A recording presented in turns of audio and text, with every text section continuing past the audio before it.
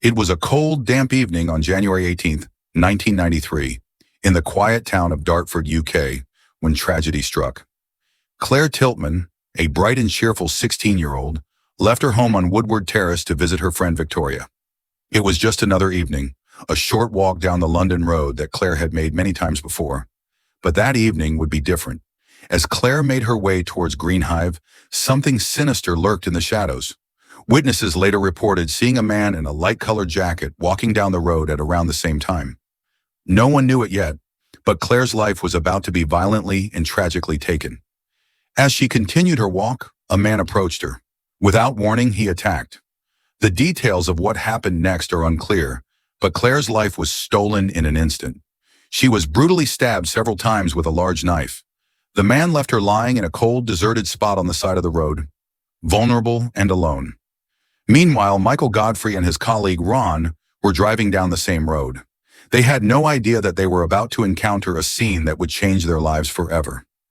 As they drove past, Michael saw a figure on the ground, seemingly gasping for air. He immediately pulled over, rushing to the young girl's side. Claire was struggling to breathe, blood spilling from her mouth and staining her clothes. At first, Michael thought she had been hit by a car, and his instincts kicked in. He checked her back for spinal injuries, but found none. As he laid her down, he noticed the horrific bloodstains spreading, and within moments, Claire stopped breathing. Desperately, he began performing CPR, trying to revive her. The ambulance arrived shortly afterward, but it was too late. Claire was pronounced dead at the scene. The paramedics, along with Michael, could only stand in stunned silence as the horror of what had just happened settled in. This wasn't an accident. It was a savage and senseless murder. The news of Claire's death spread quickly. She had been a well-loved girl, known for her feisty personality, sense of humor, and deep love for her parents, Cliff and Linda. Her friends described her as loyal and full of life, with a passion for dancing to her favorite bands like Inks and Queen. Claire had been an only child and her parents adored her. The loss was incomprehensible. As the investigation began, the police found that there was very little forensic evidence at the crime scene. This lack of leads only deepened the mystery of Claire's murder. Early on, detectives started to believe that the killer might have been someone Claire knew. A stranger's attack didn't seem likely given the lack of evidence pointing to an outsider. In the days following the murder, the community was shaken. Fear spread through Dartford as the possibility of a serial killer in their midst seemed all too real. Witnesses came forward with information about a man seen in the area around the time of Claire's murder, though no one could say for sure who he was. Then came a chilling discovery. This wasn't the first violent attack to take place in the area. Just a few years earlier, on December 21st, 1988, a 27-year-old woman had been viciously attacked while walking home from her night shift. She had been left for dead, naked and freezing in a cold embankment. Miraculously, she survived after spending days in intensive care. Could this attack and Claire's murder have been connected? Was the same person responsible for both heinous acts? With so many unanswered questions, the investigation intensified, but the breakthrough that everyone hoped for was nowhere to be found. The police continued to piece together fragments of evidence and witness testimonies, but the case remained a cold, unsolved mystery. The community, still reeling from the shock, could only wait for the truth to come to light. The days following Claire's brutal murder were a blur of sorrow for her parents, Cliff and Linda Tiltman. They had raised Claire with love and care, and in a split second, their world had been shattered. Claire was everything to them, her laughter, her joy, her zest for life. They never expected that a simple walk to a friend's house would be her last. The news of Claire's death was impossible to grasp. The school was abuzz with shock and grief as her classmates learned of the tragedy. Joanne, one of Claire's friends, sat quietly listening to the radio at school when the announcement came. At first, no one knew for sure who the victim was, but the moment the head teacher confirmed it was Claire, the reality set in. She had been taken so violently, so senselessly. It was hard to fathom that someone so full of life had been ripped from the world in such a brutal way. At the funeral, the Tiltman family was surrounded by over 200 friends, well-wishers, and family members. The atmosphere was heavy with grief. Yet in the midst of their mourning, Linda and Cliff harbored an unbearable fear. The fear that the person who had killed their daughter might be in the room with them. It was an unshakable feeling that gnawed at their insides. As they stood in front of Claire's casket, Linda couldn't help but wonder. Could the killer be here, disguised as a mourner, hidden among the sea of faces? Cliff, too, felt the same sense of dread. What if the murderer is someone we know, he thought, his mind racing with possibilities. This thought was all-consuming. They had been robbed of their daughter, but now they feared they might never know who had done it. As the Tiltmans continued to grieve, the police were hard at work trying to unravel the mystery. They started looking into possible suspects, and one name that kept surfacing was Colin Ash Smith, a local man who had been previously linked to violent behavior. Smith had a reputation for being volatile, and there were whispers around town about his unsettling obsession with knives. Despite his history, there was no direct evidence connecting Colin to Claire's murder. However, what struck the investigators was that Colin had attended Claire's funeral. He was a familiar face from the community, someone who had known Claire and her family. That fact alone was enough to raise suspicion.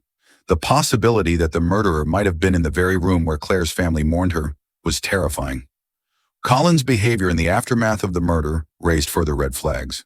He had been interviewed multiple times by the police, and during one interview he made a peculiar statement. He described a man seen near the crime scene, matching the description of someone who had been in the area around the time of Claire's murder. Colin claimed that he had seen this man at the funeral, but it wasn't clear whether his memory was reliable. He was unable to recall any details that would have definitively linked the suspect to the crime. Despite these strange coincidences, Colin denied any involvement in Claire's death. He had an alibi, and nothing in his statement seemed to offer a clear connection to the murder. But as the investigation continued, the police began to focus on his increasingly disturbing behavior. Colin had a history of violence, and it wasn't just limited to physical attacks. He had stalked women, broken into their homes, and even fantasized about harming them. His journals painted a dark and unsettling picture of a man with deeply rooted psychological issues. One particular entry from his diary stood out, in which he wrote about a woman he had intended to assault, but had ultimately backed out of the plan. The entry was chilling in its detail, revealing a disturbing pattern of obsessive thoughts and violent fantasies. The police began to see a clear connection between Colin's past behavior and the brutal murder of Claire. His obsession with knives, his violent tendencies, and the eerie coincidence of his presence at the funeral made him a prime suspect. But there was still no hard evidence linking him directly to the crime. In the months that followed, the investigation grew colder. The lack of concrete evidence and the complexity of the case left the police struggling for answers. The town of Dartford, once a quiet and peaceful place, was now on edge. People whispered about the possibility of a killer still walking among them, and many wondered whether the murder would ever be solved. As time passed, Cliff and Linda found themselves trapped in an endless cycle of grief. Every day felt like a new wave of agony. The thought of never knowing the truth, of never seeing justice for Claire, was a heavy burden they carried. They had lost their daughter in the most horrific way possible, and now they feared they might never see the person responsible brought to justice. The years passed, and the pain of Claire's murder never dulled for her parents, Cliff and Linda. They carried the burden of grief and confusion, never knowing who had taken their daughter from them. Each year, they commemorated Claire's life, but the shadow of the unsolved crime loomed over their every memory. They held on to the hope that one day, the truth would come to light. As time wore on, the investigation into Claire's death had become one of the longest-running cold cases in Kent Police's history. Despite hundreds of interviews, thousands of documents, and numerous theories, no one had been able to bring closure to the Tiltman family. It seemed as if the answers were always just out of reach, like a cruel joke that life had played on them. Then in 2003, the Criminal Justice Act introduced a significant change that would have profound implications for Claire's case. The new law allowed jurors to hear about a defendant's previous bad character and past convictions during a trial. This shift in legal proceedings brought renewed hope to Claire's family and investigators. The law meant that any prior criminal activity, including diaries, letters, or statements from suspects, could now be introduced as evidence, even if they were not directly related to the murder. In light of this, the police reopened the investigation into Colin Ash Smith. Colin, a man already linked to violent behavior and strange obsessions, had kept detailed diaries, some of which spoke chillingly about his violent fantasies and obsession with knives. These diaries had been dismissed in earlier years, but now they were a crucial piece of the puzzle. One particular entry from Colin's journal was haunting. He wrote about the thrill of attacking women, his fascination with inflicting harm, and his fantasies about killing. The more the investigators delved into his history, the more they realized how much Colin fit the profile of the killer. His obsession with violence, his history of stalking and attacking women, and the fact that he had attended Claire's funeral, it was all too coincidental. It seemed as if the pieces were finally falling into place. But even with this new evidence, there was still no direct proof that Colin had killed Claire. His alibi, though questionable, remained intact. The police needed more than just circumstantial evidence to arrest him. They needed something concrete. And that's when a breakthrough came. In 2014, an inmate who had shared a prison cell with Colin came forward with a crucial piece of information. Stefan, the inmate, revealed that Colin had mentioned a zebra crossing near the crime scene during their time together. This seemingly small detail was significant. It was something only someone familiar with the area and the murder would know. Colin had never publicly spoken about the zebra crossing, yet he had brought it up in conversation with Stefan. The connection was undeniable. The discovery of this detail turned the case around. The police now had a strong lead that placed Colin in the area around the time of Claire's murder. It was no longer a theory, it was a fact. Colin Ash Smith had been there. With this new information, the police re-interviewed Colin. They confronted him with the details of his past, the disturbing entries in his diaries, and the connection to Claire's murder. Colin's demeanor had changed. He was no longer the man who denied everything. Instead, he seemed to fidget, avoiding direct answers. Though he didn't confess outright, the mounting evidence was too overwhelming for him to deny. In court, the prosecution laid out a damning case. Colin Ash Smith had a history of violent tendencies, a disturbing fascination with knives, and had even been present at Claire's funeral. His journals and statements painted a clear picture of a man capable of the brutal murder of a young girl. The defense tried to argue that the evidence was circumstantial, but it was clear to everyone that Colin had been in the area, had the motive, and had the means to kill Claire. After a tense trial, Colin was found guilty of Claire's murder. He was sentenced to life in prison for his brutal crime. The family, though relieved to have closure, still struggled with the weight of their loss. They had fought for years to see justice for Claire, and now finally they could begin to heal. The investigation into Claire's murder had taken over 20 years, but the perseverance of her parents, the police, and the community had paid off. Justice had finally been served, and the name of Claire Tiltman would no longer be associated only with tragedy and loss.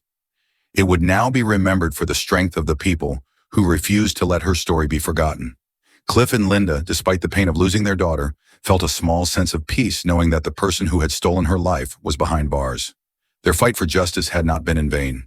Claire's memory, though forever etched in their hearts, was now secured with the truth. The nightmare was over. But even as the case closed, the impact of Claire's death continued to ripple through the community. The case had exposed a man capable of terrible violence, someone who had been living among them all along. But it also highlighted the strength and resilience of a family who had never stopped believing that one day they would find the truth.